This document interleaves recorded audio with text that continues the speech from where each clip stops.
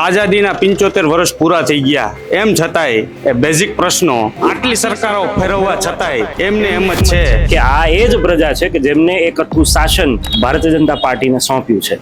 તમને આની પાછળનું કારણ શું લાગે છે? એક સ્કૂલ સારી એને નથી બનાવી, ડ્રેસમાં કૌભાંડ, સ્કૂલ બેગમાં કૌભાંડ, સ્કૂલ બેગના નામે પૈસા ખાઈ જવા, નાના બાળકોને ભૂલકાને જમાડવાના પૈસા ખાઈ જવા। કે સરકારી યોજનાઓ ખાલી કાગળ ઉપર બને છે અને પૈસાઓ વેડફાઈ જાય છે। જે રાજકારણ કરવા માટે નથી આવ્યા, પણ અમે અમારા કામ કરવા માટે આવ્યા છે। તો ભારતીય જનતા પાર્ટી અને કોંગ્રેસ 60-40 ના રેશિયામાં સરકાર રકાવે છે। આટલા વર્ષોથી તો ભાજપને મત આપ્યો છે, તમે જાઓ છો આ ખેસ પહેરીને તો લોકો શું પ્રતિભાવ તમને આપે છે? તમે 30 વર્ષથી જો અહીંયા કામ નથી કરી શક્યા એટલે અમારે મેદાનમાં આવવું પડ્યું। ગુજરાત સરકારનું 3.5 લાખ કરોડનું બજેટ, એવું બજેટ આટલા મોટા આંકડા દેખાડે છે, પણ આજે આંગણવાડી તો એક રૂમમાં જ તમે લાવો છો ને અહીંયા વોશરૂમ તો છે નહીં। હાલતા ને ચાલતા તમે ગટર ખોદી, રોડ ખોદી નાખો, ગટર નાખવી છે, પછી પાઇપ નાખવા છે, પછી વાયર નાખવા છે, તો એક સાથે કામ કરો ને તમે। નમસ્કાર, હું છું ભૂમિત જાની, આપ જોઈ રહ્યા છો સત્યાર્થ મંથન। સ્થાનિક સ્વરાજ્યની ચૂંટણીને લઈને ભારતીય જનતા પાર્ટી હોય, આમ આદમી પાર્ટી હોય કે કોંગ્રેસ હોય, ત્રણેય પાર્ટીઓ મેદાનમાં છે, ઉમેદવારો પ્રચંડ પ્રચારમાં છે, પરંતુ લોકોની અંદર જે ચર્ચાઓ અત્યારે ચાલી રહી છે તે ચર્ચાઓ એ છે કે શું આમ આદમી પાર્ટીને એક વિકલ્પ તરીકે આ સ્થાનિક સ્વરાજ્યની ચૂંટણીની અંદર એક વિકલ્પ તરીકે જોવું જોઈએ કે કેમ? આ બધા જ મુદ્દાઓ પર વાત કરી રહ્યા છીએ ત્યારે ભારતીય જનતા પાર્ટીએ વિકાસની રાજનીતિ પર મત માંગવાની છે। કોંગ્રેસ માટે આ વખતેની ચૂંટણી અસ્તિત્વનો જંગ છે, ત્યારે રાજકોટ મહાનગરપાલિકાની અંદર આમ આદમી પાર્ટીએ કયા મુદ્દા સાથે મેદાને છે, કેવી રીતે લોકોનો વિશ્વાસ જીતવા માટે લોકો વચ્ચે જઈ રહ્યા છે, કેવી રીતે લોકોને કન્વિન્સ કરી રહ્યા છે કે કેમ આમ આદમી પાર્ટીને વિકલ્પ તરીકે એક મોકો આપવો જોઈએ, એક તક આપવી જોઈએ। આપ જોઈ શકતા હશો મારી પાછળ આમ આદમી પાર્ટીના રાજકોટના કાર્યકર્તાઓ છે, તેમની સાથે વિસ્તૃત વાત કરવી છે, ચર્ચા કરવી છે અને તેમના વિઝન વિશે વાત કરવી છે, જનતા સુધી એ વાત પહોંચાડવી છે કે આમ આદમી પાર્ટી કયા વિઝન સાથે, કયા મુદ્દાઓ સાથે એ આ સ્થાનિક સ્વરાજ્યની ચૂંટણીની અંદર મેદાને છે।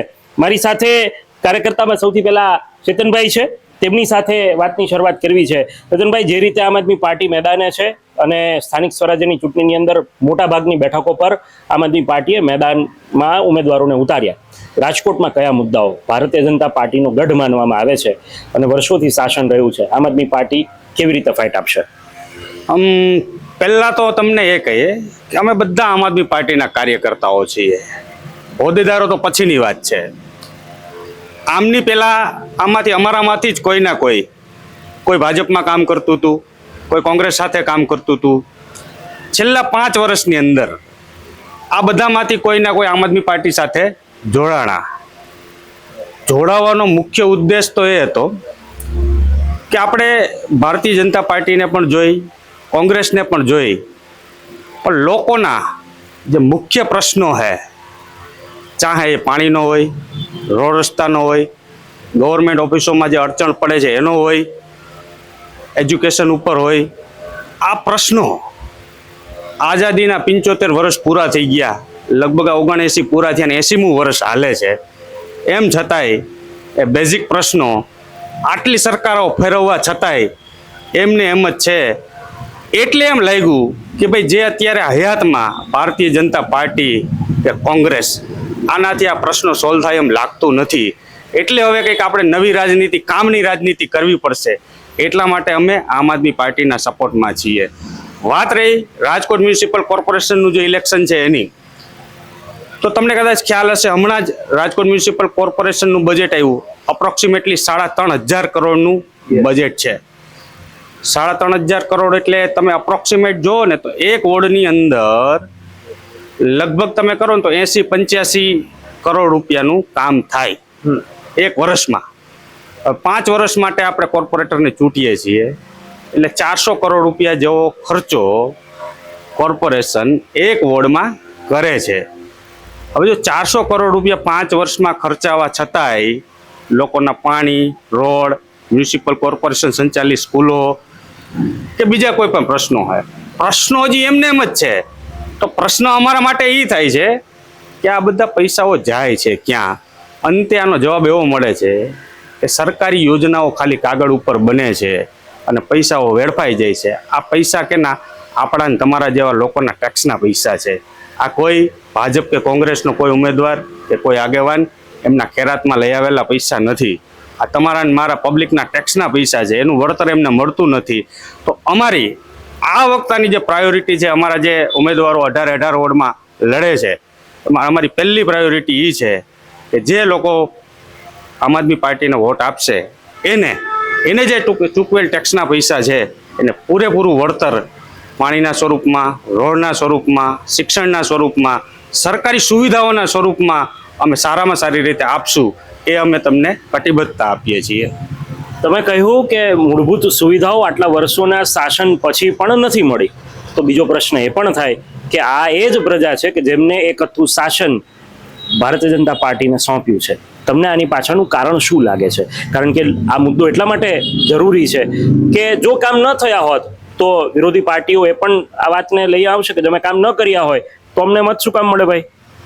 એના માટે હું તમને કહું ને તો છેલ્લા 20 વર્ષની ગુજરાતની રાજનીતિ તમે જુઓ, ક્યાંક ને ક્યાંક અંશે તમે એનું એનાલિસિસ કરશો ને તો ભારતીય જનતા પાર્ટી અને કોંગ્રેસ 60-40ના રેશિયામાં સરકાર રકાવે છે.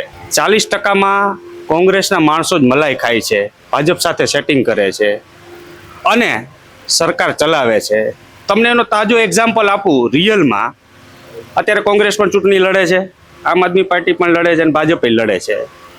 અમારા 160થી વધારે કાર્યકર્તાઓને હમણાં પોલીસ ગુનામાં, ખોટા ગુનાઓમાં પોલીસે પકડ્યા, જેલમાં પૂર્યા. એમાંથી ઘણા છૂટ્યા, હજી ઘણા નથી છૂટ્યા. તમને એક પણ એવો દાખલો જોવા મળ્યો કે કોંગ્રેસના એક પણ કાર્યકર્તાને પકડ્યા ક્યાંય? આ ક્યાંક ને ક્યાંક શક ઊભો કરે છે. આ બેની જે મિલીભગત છે ને એ આમ આદમી પાર્ટી તોડી રહી છે. એટલે એમને અમે ખૂંચીએ છીએ, કણાની જેમ ખૂંચીએ છીએ કે આ લોકો અમારી જે કંઈ કરતૂતો છે એ પબ્લિક સામે ઉજાગર કરે છે, એ લોકોને ગમતું નથી. એટલે એ અમને પોલીસને આગળ કરી ધમકાવી, ખોટા કેસો કરી અમને રોકવાના પ્રયત્નો કરે છે.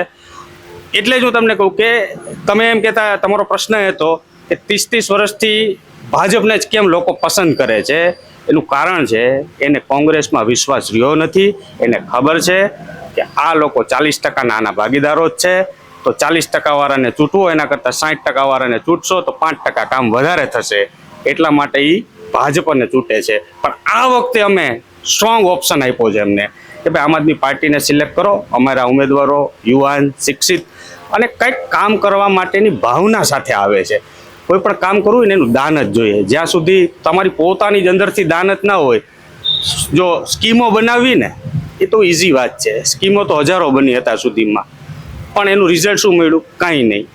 એટલા માટે આ વખતે અમને એવું લાગે છે કે લોકોને જે અમે ત્રીજો સ્ટ્રોંગ ઓપ્શન આપ્યો છે અને 60-40ના રેશિયાની જે એમની બેની ભાગીદારી છે એ લોકો સામે ઉજાગર કરી છે, એટલે અમને પસંદ કરશે આ વખતે. ત્રીજા પક્ષને પસંદ કરશે આવી વાત છે. યુવાન પણ છે. શું કહેશો, જે પ્રકારે મુદ્દાઓની રાજનીતિની વાત આમ આદમી પાર્ટી કરે છે, રાજકોટની અંદર એક હતું શાસન સામે આમ આદમી પાર્ટી મેદાને, શું મુદ્દાઓને લઈને લોકો વચ્ચે જઈ રહ્યા છો અને લોકો વચ્ચે જઈ રહ્યા છો ત્યારે કેવા પ્રતિભાવો તમને મળે છે? આજે આરએમસીમાં કેટલા વર્ષથી એક હતું શાસન છે, અઢળક ભ્રષ્ટાચાર. આજે વ્યક્તિગત તમે, હું કોઈનું નામ નહીં લઉં, પણ તમે જોઈ શકો છો કે કોઈ સામાન્ય માણસને આજે ટીપીની કોઈ પ્લાન કમ્પ્લીશન મૂકવો પડે તો લોઢાના ચાવવા ચણા જેવું થઈ જાય. પણ એની સામે કોઈ સ્થાનિક હોદ્દેદાર હોય તો એને ઇઝીલી પરમિશન મળી જાય. આજ તમે ડેવલપ થતા એરિયા જોઈ શકો છો કે જેમાં 5-5, 6-6 માળ હોય પણ ભ્રષ્ટાચાર કરીને 9 માળ સુધીની એમને પરમિશન આપેલી છે. આ એકદમ સેટિંગ છે અને એ સેટિંગના કારણે સામાન્ય માણસ તો 9 માળના પૈસા બિલ્ડર કમાય છે અને નેતાઓ કમાય છે. આ ભાગીદારી જે ચાલે છે ને એના કારણે આરએમસીમાં એકદમ ભ્રષ્ટાચાર અને આખું ભ્રષ્ટ તંત્ર છે. બીજું એઝ અ યુવા તરીકે મારો બીજો મુદ્દો છે શિક્ષણ. પ્રાથમિક શિક્ષણ સમિતિ આરએમસી હસ્તક આવે છે. કેટલા વર્ષથી આરએમસીનું શાસન છે, પણ શિક્ષણ સમિતિની આજે હાલત છે તે એવી જ છે. એકેય સ્કૂલ સારી એને નથી બનાવી. ડ્રેસમાં કૌભાંડ, સ્કૂલ બેગમાં કૌભાંડ, સ્કૂલ બેગના નામે પૈસા ખાઈ જવા, નાના બાળકોને ભૂલકાને જમાડવાના પૈસા ખાઈ જવા. આજે એક સ્કૂલ તમે જોઈ શકો, યુનિવર્સિટી રોડ ઉપર ઘણી બધી સ્કૂલ છે, ત્યાં શાળા નંબર 92 આવેલી છે. શાળા નંબર 92માં પ્રાથમિક સ્કૂલ છે, પણ ત્યાં આંગણવાડીના અભાવે એ લોકો એક રૂમ એ આંગણવાડીને આપીને બેઠા છે અને એનું ભાડું લે છે. તો આવી આટલી બધી મોટી સરકાર, ટ્રિપલ એન્જિન, ડબલ એન્જિનની વાત ચાલે છે, તો આપણી પાસે ભૂલકાઓને ભણાવવા માટે સારી જગ્યા નથી, સારી વ્યવસ્થા નથી. આટલું મોટો વિસ્તાર છે રાજકોટમાં, મોટામાં મોટો વિસ્તાર હાલના સમયમાં વોર્ડ નંબર 11 છે કે જે 90,000+ મતદારોને, એટલે વિધાનસભા જેવડો વિસ્તાર છે. પ્રાથમિક હેલ્થ સેન્ટર ત્યાં ઊભું કરવું જોઈએ કે ના કરવું જોઈએ, પણ આજે એ સેવાનો અભાવ છે. કોઈને શરદી, ઉધરસ, તાવ કાંઈ પણ હોય તો આજે પ્રાઇવેટ ડોક્ટરો પાસે જવું પડે છે. નાનો એવો રિપોર્ટ કરવો હોય તો પ્રાઇવેટમાં જવું પડે છે, છેક સરકારી હોસ્પિટલમાં 11 કિલોમીટર દૂર જવું પડે છે.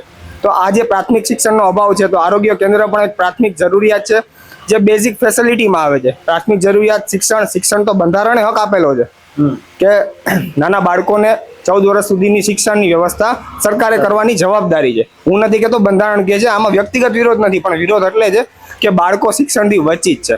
આજે ગુજરાતના દર જુઓ તમે, શિક્ષણ વ્યવસ્થા જુઓ, કોઈનું બાળક કે કોઈ નેતાનો બાળક આજે શિક્ષણ સ્કૂલમાં ભણવા માટે રાજી નથી. કેમ એવું? શું કામ બધા પ્રાઇવેટમાં ભણાવે છે? તો પબ્લિકનો શું વાંક છે? એના ટેક્સના પૈસાનું વળતર ન મળવું જોઈએ? આજે આટલા ટાઈમ પછી અઢળક ફી ભરીને આપણા ભૂલકાઓને આપણા બાળકોને ભણાવવા છે, તો કેમ શિક્ષણમાં સારી વ્યવસ્થા ન થઈ શકે? આટલું 3500 કરોડનું બજેટ વર્ષે લાવવામાં આવે છે. ગુજરાત સરકારનું 3.5 લાખ કરોડનું બજેટ, એવું બજેટ આટલા મોટા આંકડા દેખાડે છે, પણ આજે આંગણવાડી તો એક રૂમમાં જ તમે લાવો છો ને, ત્યાં વોશરૂમ તો છે નહીં. વોશરૂમ માટે જ બાળકોને તમે બહાર મોકલો છો, તો ક્યાં મોટે તમે વિકાસની વાત કરી રહ્યા છો? બીજી વાત છે રોડ, રસ્તા ને પાણી. આજે અમુક વિસ્તારમાં હજી પાણીના માટે આંદોલન કરવા પડે છે. આઝાદીના 70-75 વર્ષ પછી પણ બેઝિક વસ્તુ છે કે મારા ઘર પાણી નથી આવતું. મહિલાઓને આ બેફામ છે. બીજો ભ્રષ્ટાચાર, ટીઆરપી કાંડ થયો, કેટલા ભૂલકાઓ મરી ગયા, આપણી આંખની સામે વયા ગયા, જે આપણને જોઈને આપણો આત્મા ધ્રુજી જાય. પણ આ ધ્રુજી ગયો આત્મા, પબ્લિક ભૂલી ગઈ, બધું ગોઠવાઈ ગયું, 2-3 લોકોને સજા થઈ ગઈ, પણ મોટા મગરમચ્છનું શું? આ બીજી વાર ન થાય એના માટે વ્યવસ્થા શું? સફાળી આખી આરએમસીની સિસ્ટમ જાગે છે. એ જે સિસ્ટમ જાગે છે ને આખા રાજકોટમાં ઠોકી દીધું કે જેટલા મોટા બિલ્ડિંગ છે ત્યાં ફાયર વાળું ફિટ કરાવો. ફાયરના નામે પાછા તોડકાંડ ચાલુ કર્યો, એક ફાયર સિસ્ટમ ફિટ કરાવો, એટલે અલગ અધિકારીઓ પૈસા કમાય. આ પણ ભ્રષ્ટાચાર અને ઉપર જાતના લોકો ઉપર એક જાતનો મારો દઈ દીધો. સરકારને તાત્કાલિક ખબર પડી કે હવે બધું સડકવાનું છે. ટીઆરપી થયું પછી ખબર પડી, પહેલા નહોતું સડકતું. તો આ બેફામ ભ્રષ્ટાચાર, લૂંટના કારણે પબ્લિક ત્રાહિમામ પોકારી ગઈ છે. આ લોકો પાસે મુદ્દા છે, અમારી પાસે પ્રાઇવેટના મુદ્દા છે કે જે પ્રાથમિક જરૂરિયાત છે લોકોનું, શિક્ષણ, પાણી, આરોગ્ય, અમે એની વાત કરી રહ્યા છીએ, રોડ, રસ્તા, ગટર. ત્યારે એ લોકો પાસે કાંઈ પણ મુદ્દા નથી. બસ એક મોદીના નારા સાથે ઇલેક્શન લડે છે. ત્યારે અમારી પાસે પબ્લિકને અડતા મુદ્દા અમે વાત કરીએ છીએ, પબ્લિકની બેઝિક ફેસિલિટી યારે વાત કરીએ છીએ. અમે રાજનીતિમાં નવા છીએ, અમારું કોઈ બેઝિક પોલિટિકલ બેકગ્રાઉન્ડ નથી. આજે અમે જનતાની વચ્ચે જઈ રહ્યા છીએ, તો જનતા અમને સ્વીકારે છે. કેમ કે અમારો ગર્ભ શ્રીમંત કે ગર્ભ અમારા 5-7 પેઢીના દાદાઓ કોઈ પોલિટિક્સમાં નહોતા. તો આજે અમે જનતા સ્વીકારે છે. જનતા નવી વાતને, નવી ઉર્જાને સ્વીકારીને આ વખતે રાજકોટની જનતા પરિવર્તન માટે તૈયાર છે. પરિવર્તન માટે તૈયાર છે એવી વાત કરવામાં આવી રહી છે. શું લાગે છે કેટલા અંશે પરિવર્તન આવશે? કારણ કે કોંગ્રેસ તો એવો આક્ષેપ કરે છે કે આમ આદમી પાર્ટી ભાજપના મત તોડવા આવી છે અને મીન બી ટીમ છે. ખરા અર્થમાં વાસ્તવિકતા શું છે? વાસ્તવિકતા તમને હમણાં ચેતનભાઈએ કીધું એમ, ખરા અર્થમાં કોંગ્રેસ જ ભાજપની બી ટીમ છે. 60-40નો જે રેશિયો કીધો ચેતનભાઈએ, એ વાત બરોબર, ચોક્કસ યોગ્ય જ છે. આવી રીતે જ અત્યારે ભાજપ અને કોંગ્રેસ પોતાની સત્તા ટકાવી રાખેલી છે, બરોબર. અને અત્યારે આમ આદમી પાર્ટીનું મજબૂતાઈ દેખાઈ રહી છે. એટલે આમ આદમી પાર્ટીના કાર્યકર્તાઓ પર ખોટા કેસ અને ખોટું કરી અને અંદર પૂરવાની વાત કરે છે અને ડરાવવામાં અને ધમકાવવામાં આવે છે. બાકી વિકાસ કે કાંઈ છે નહીં. બાકી વિકાસના નામ ઉપર સ્થાનિક સ્વરાજની ચૂંટણીમાં મત માગવા જઈ શકે એમ છે નહીં. ત્યાં રોડ, રસ્તા, પાણીની અઢળક સમસ્યાઓ છે. હું મારા વિસ્તારની વાત કરું તો જ્યાં પાણીની પુષ્કળ સમસ્યા છે, જ્યાં અત્યારે ટેન્કર રાજ ચાલે છે કે ટેન્કરમાં પણ વારો નથી આવતો. આજુબાજુ અહીંથી 5-10 કિલોમીટરના એરિયામાં જ્યાં પાણી છે, ત્યાંથી ટેન્કરો આખરના મહિનામાં પાણી પહોંચાડવામાં પણ સમર્થ નથી.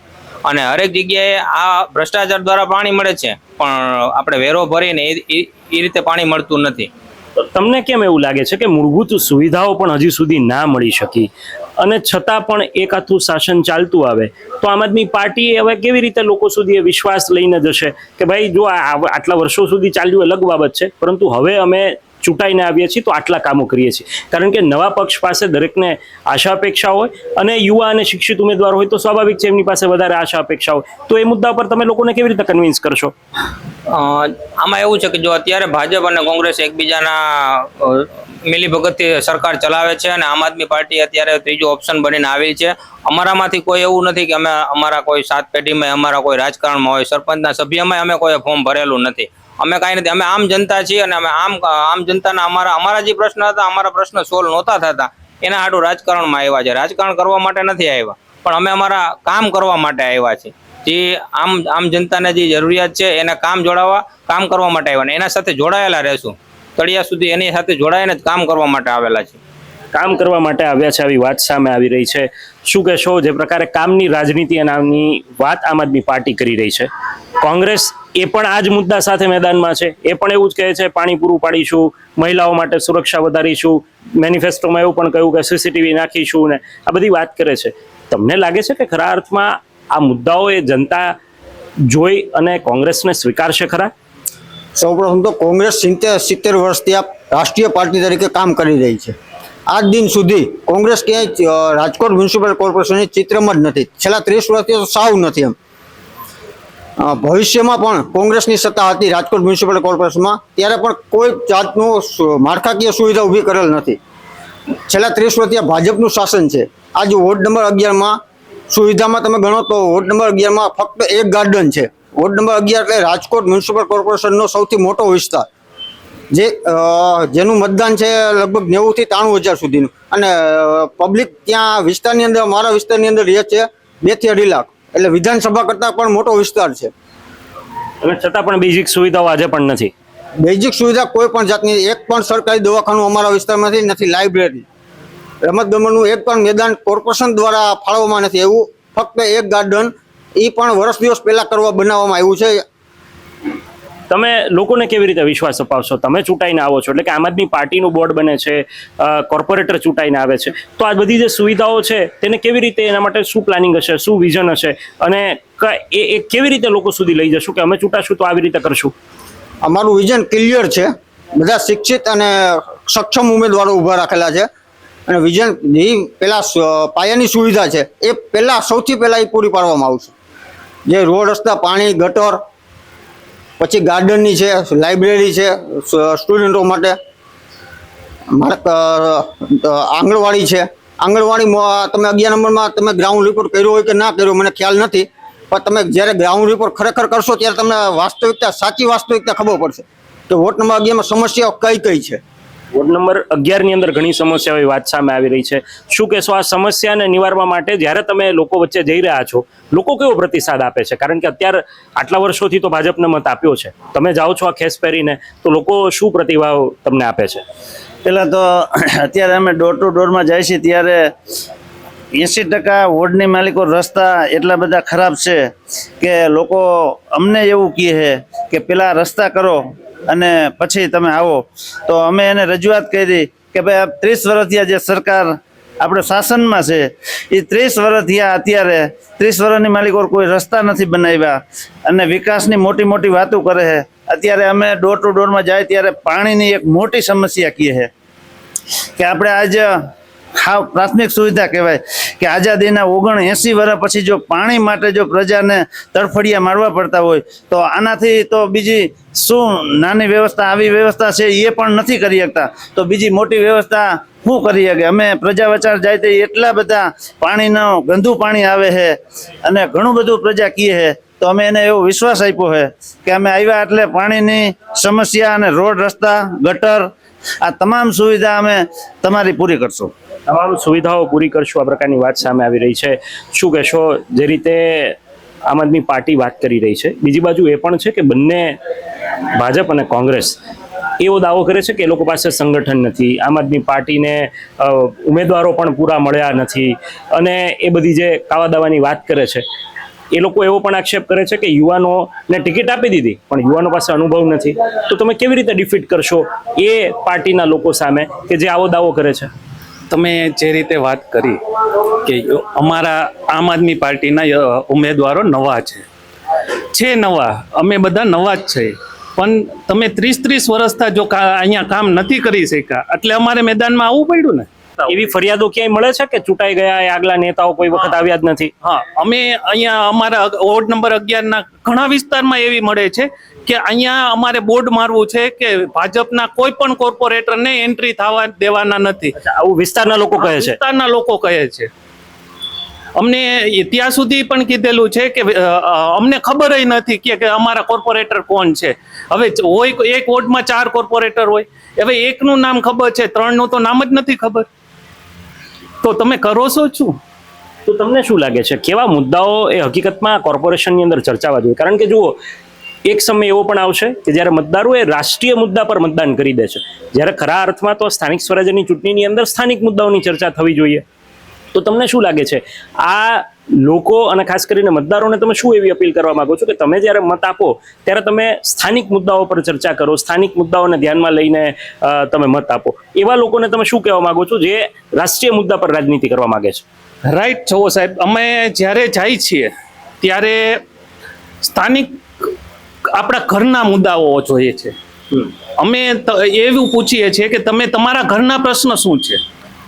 તમે રહ્યો છો રાજકોટમાં, હું તમને ગાંધીનગર કે અમદાવાદનો કે પછી હું દિલ્હીનો કે બંગાળનો પ્રશ્ન સોલ્વ કરવા નથી આવ્યો. હું તમારા વોર્ડ નંબર 11માં રાજકોટમાં રહ્યો છો, રાજકોટનો પ્રશ્ન સોલ્વ કરી લગીશ. તમે અહીંયા અમને સપોર્ટ કરશો તો રાજકોટનો થશે. પહેલું પાણી, બીજું રોડ રસ્તા.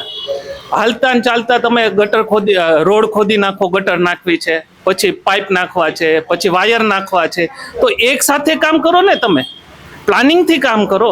આજે 150 ફૂટનો નવો રિંગ રોડ બને છે તો પેલા નાનો બનાવ્યો, પછી મોટો બનાવ્યો.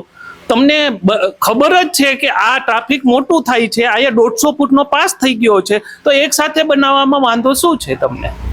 કેમ એક સાથે બનાવો તો ખાવાનું ઓછું થઈ જાય, બજેટ વધતું જાય ને. જેમ ધીમે ધીમે કરે કામ, બજેટ વધતું જાય. આજે તમને 100 રૂપિયાનું બજેટ દઈને પાસ કરાવ્યો છે, એ જ્યારે બનીને કમ્પ્લીટ થશે તો એ લાખોમાં વહી જશે.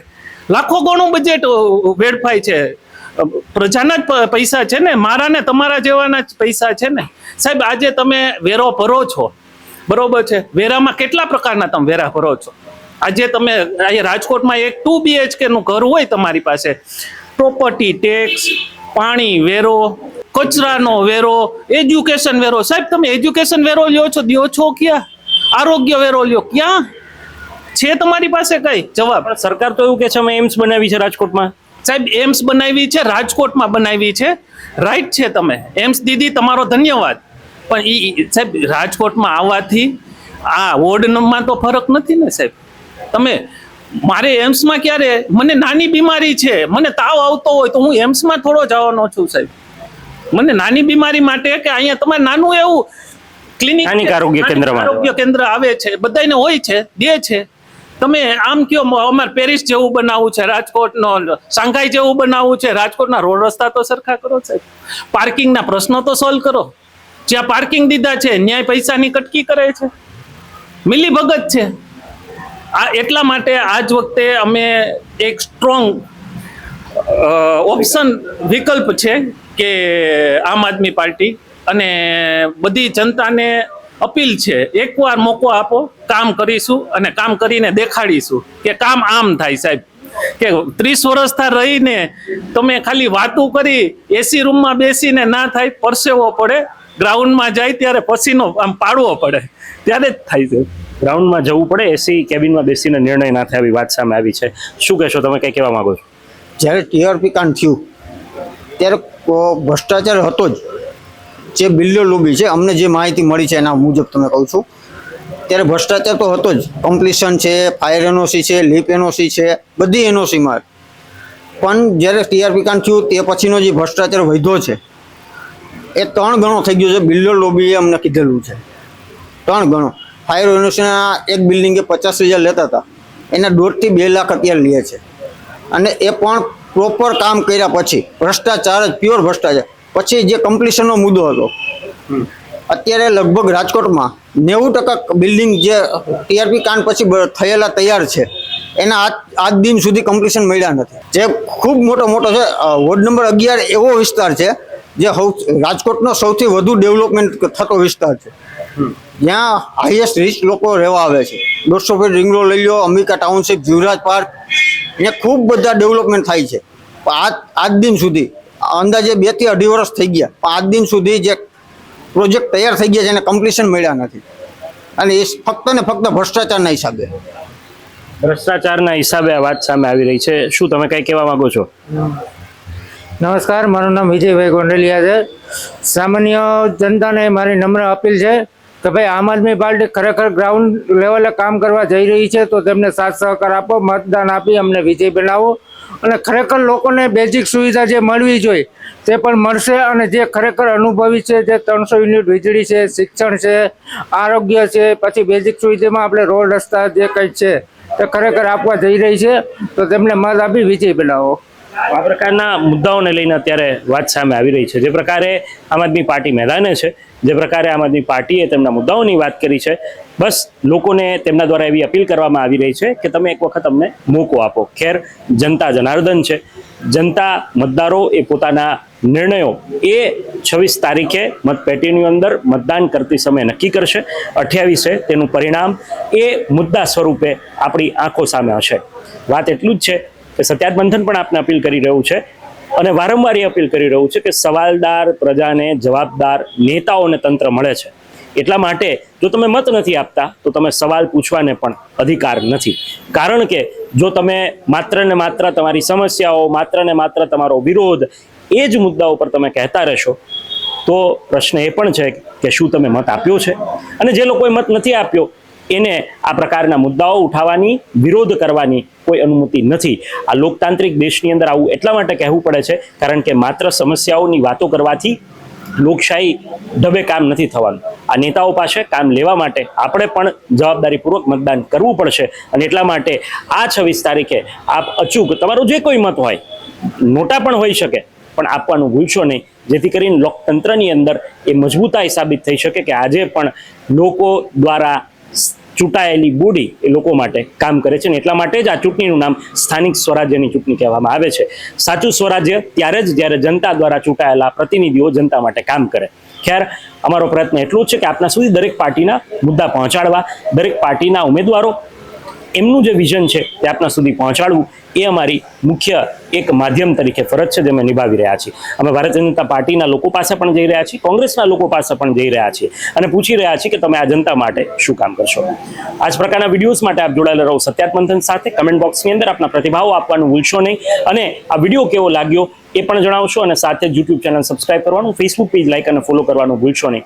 ફરીથી મળીશું નવી વાત અને નવા મુદ્દા સાથે. ત્યાં સુધી આપ જોડાયેલા રહો સત્યાર્થ મંથન સાથે. નમસ્કાર. સત્યાર્થ મંથનની યુટ્યુબ ચેનલ સબસ્ક્રાઇબ કરવાનું અને બેલ આઇકોન પ્રેસ કરવાનું, સાથે જ સત્યાર્થ મંથનનું ફેસબુક પેજ લાઇક અને ફોલો કરવાનું અને ઇન્સ્ટાગ્રામ પેજ સાથે જોડાવાનું પણ આપ ચૂકશો નહીં. અત્યારે બસ આટલું જ. મને આપશો રજા. આપ જોડાયેલા રહો સત્યાર્થ મંથન સાથે. નમસ્કાર.